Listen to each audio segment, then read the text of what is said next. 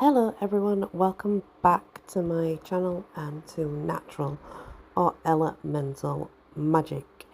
If you can hear a sound in the background, it's just the fan that I've got on, so don't mind that.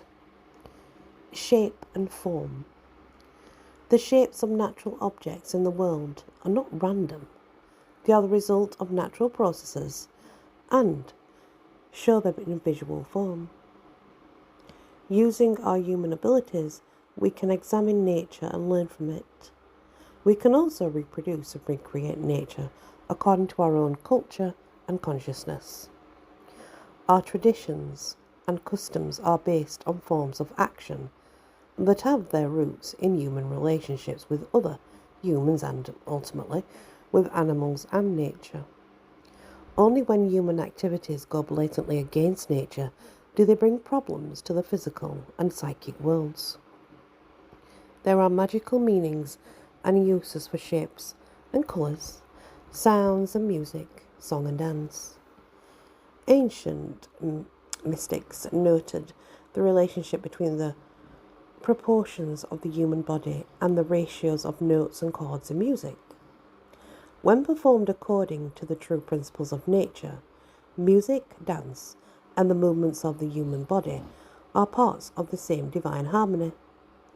Sacred music and dance and rites and ceremonies serve to link us in the everyday world with themes and powers that are otherwise invisible and beyond our grasp. We become one with the cosmos, totally in alignment with the powers and forces that drive and shape existence. When we wear a ceremonial costume, we are making a statement. We are saying that we have ceased to be individuals in the everyday world, but have become the role that the costume denotes. Now our individuality is subordinated to our role. A ceremonial costume cannot be mistaken for everyday clothing, for it includes features that could never be worn in any other way, such as masks. Masks are an important element of traditional spiritual performance. Humans have used masks for thousands of years in religious rites, celebrations, festivals, things like that. When a person puts on a mask, she or he obliterates her or his own individual identity and takes on the identity that the mask represents. Others who will look at them can no longer see that person's own personal identity, but rather that of the mask. By wearing masks, we are no longer seen as ourselves, but are transformed into something other. Disguised, we can take on the appearance of another age, another gender, another sort of being. In Central Europe, where the mask tradition flourishes, traditional masks are made from wood. The secrets of mask making are carefully preserved by master wood carvers, whose art can be traced back for many centuries. For the masks themselves, special trees are chosen and cut to traditional principles, as they are used only at certain times of the year. The masks are ceremonially empowered each time they are used. Masks are usually part of a more comprehensive ritual disguise. The mask changes the appearance of the face, but the ritual disguise also alters the shape of the individual. Ancient cave drawings show people dressed in animal skins and horns. Costumes made of leaves, fir cones, wood shavings, and the strips of fabric known as tatters prevent us from telling from the body shape whether the wearer is male or female, young or old, large or small. Almost all of the characteristics that give us individuality are taken away by traditional disguise. We may even, by putting on animal disguise, cease to appear human at all. Through guising, the retreat from individuality and becoming one with the archetype of the role, we take on an identity that others before us have also done, and in a real way, we are one with them. Guising is an integral part of magical drama. By performing magical dramas, We leave behind the everyday world of commonplace appearances and normal activities. Instead, we centre on otherworldly realms in which all action is symbolically related to the invisible world of spirit. Those who witness the ceremonies are equally transported into another realm in which normal time and space are suspended, bringing a glimpse of the eternal. Everyday clothes are the most immediate sign of an individual's personality and status. Nature magicians like to distinguish themselves from other people by simple methods, differences that can be assigned to others in the know, though they may appear to most people to be a result of carelessness or absent-mindedness. But these differences are created consciously and with an understanding of their meaning. The traditional colour of the female nature magician is red, the colour of our lifeblood. For women, red skirts, capes and caps are the recognised sign, as is a scarf tied around the waist. Rings and bracelets surround the fingers and hands with magical protection. Belts sustaining the wearer's mane are both signs and means of raising and managing magical energy. Power objects, such as talismans and amulets, each with a personal meaning for the wearer, bring further protection and empowerment. Some people wear their power objects day and night and never take them off. This is easier with rings and small metal gemstone pendants than with more fragile power objects, such as those composed of wood, nutshells, feathers, and the like. For men, clothes worn inside out, or back to front, or socks, and other departures from logic signify the magician. Symbolically, these reversals donate the power of the magician to turn things around.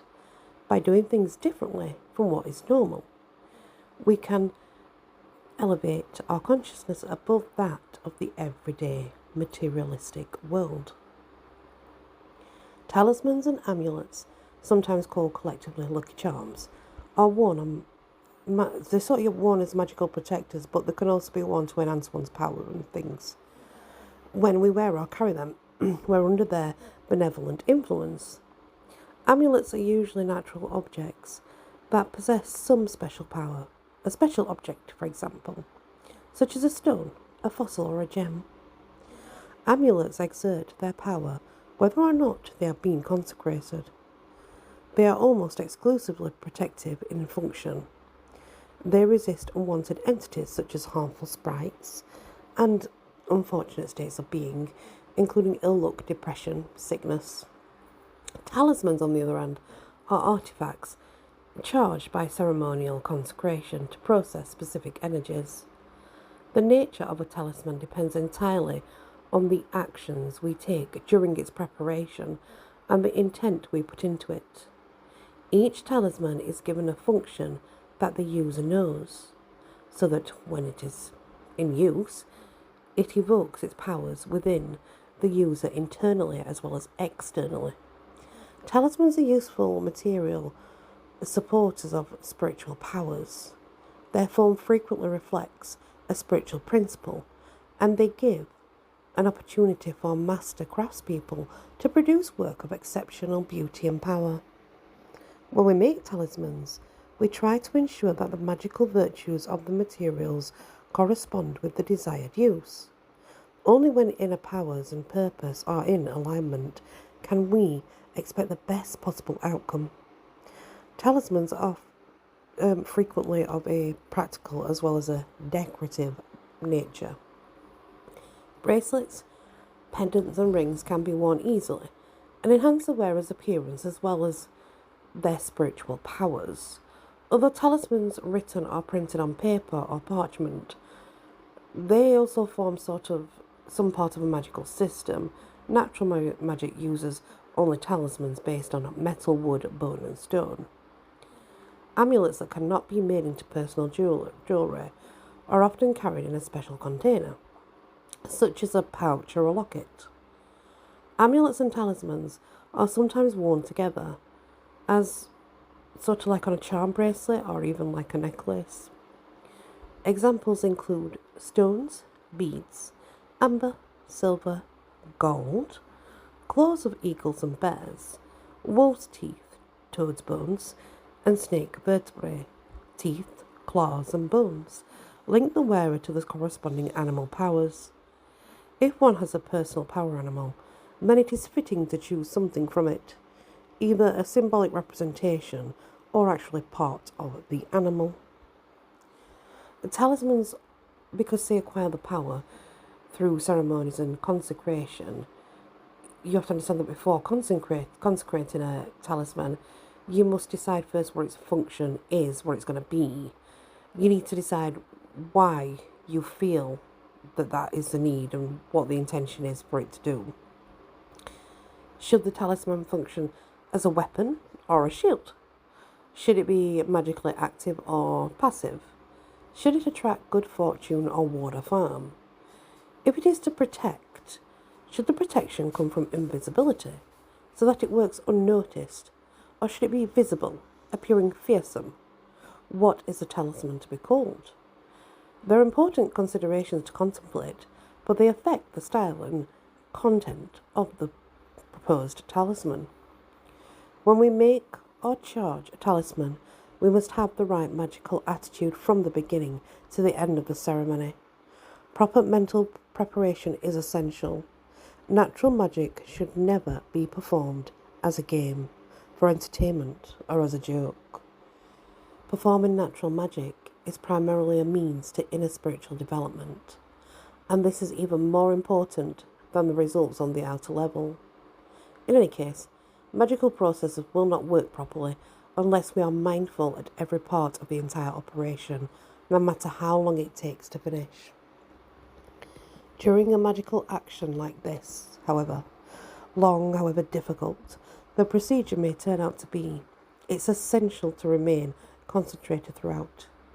You must first rid yourselves of any negative attitudes, emotions, or thoughts. You must remain clear-sighted, mindful of the task, and because consecration focuses on our concentrated willpower into the object, every action that you take must be in accord. Any departure, it would fail, it wouldn't work. It is customary to give talismans personal names. Like everything made by hand, a talisman is unique. It is made by a specific individual at a specific time for a specific purpose. It is as individual as the person who made it, and it is ensouled with that person's mane. Even if the individual has made many similar ones before, they were made at other times with other materials. Each talisman thus has its own personality, and it's fitting to name it when we empower it. The name should reflect the function intended of the talisman. As well as our personal attitude, timing is important. When we want to promote growth or expansion, we make our talisman during the waxing moon.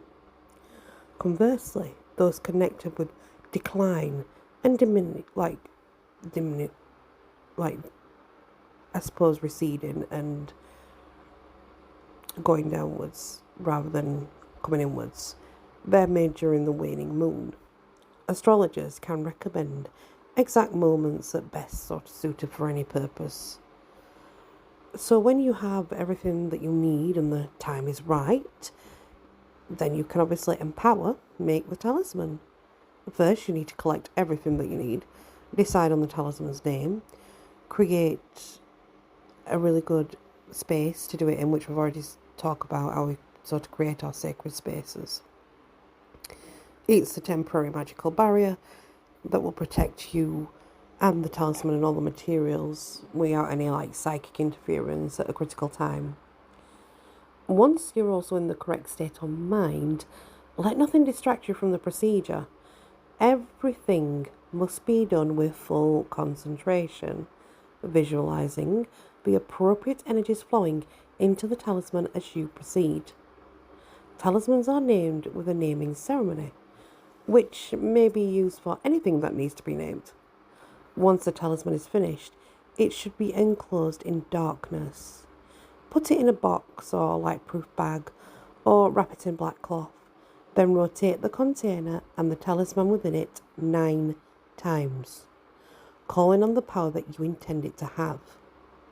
When you've completed this, bring out the talisman into the light once more. This moment of re-emergence from darkness is its symbolic birth. To name it, first pass the talisman 3 times over a burning candle or a flame. As you do so, call on the powers of light and life to empower the talisman with their full strength. Then sprinkle seawater or sterile water, salt water even, or just salt over it while chanting. As I sprinkle water over you, I name you, and then the name that you choose, by air and water, earth and fire. Once this is over, the final infusing of its energy is done. A spell stating the function that's needed, such as the name of your talisman, you would say, "Who bears my will? I charge you to do as commanded. For the purpose of," then you will state what the purpose is. "May this talisman work my will in accordance with eternal laws." Finally, visualize 3 interlinked circles over and around the talisman and close them down like a psychic enclosure. It is a fundamental principle of natural magic always to remove any psychic constriction or construct that we have made once we no longer need it. Close the working down with an ending spell such as, "Now the work is finished," where you'd put the name of your talisman then, "has been brought out of the dark nothingness into this world. In the name of the elements, the talisman is now ready, fully empowered." And that's how you would create a magical talisman. Obviously, when I'm saying put the name of the talisman in, I mean the name that you've created for the talisman, because you have to sort of create your own name for it. I can't give you that name. But such examples is, I don't know, if it's for willpower, you could call it willful. Obviously, if it's for protection, you could call it guardian, protect. Things like that. You choose a name that interprets what the work it's going to do, how it's going to, it's going to help that on another level, on a spiritual level. Naming it what it's used for is always very useful, let's say. Thank you for listening to this episode. Please hit the like, share if you can, and if you're not yet subscribed, please consider doing so. Many blessings.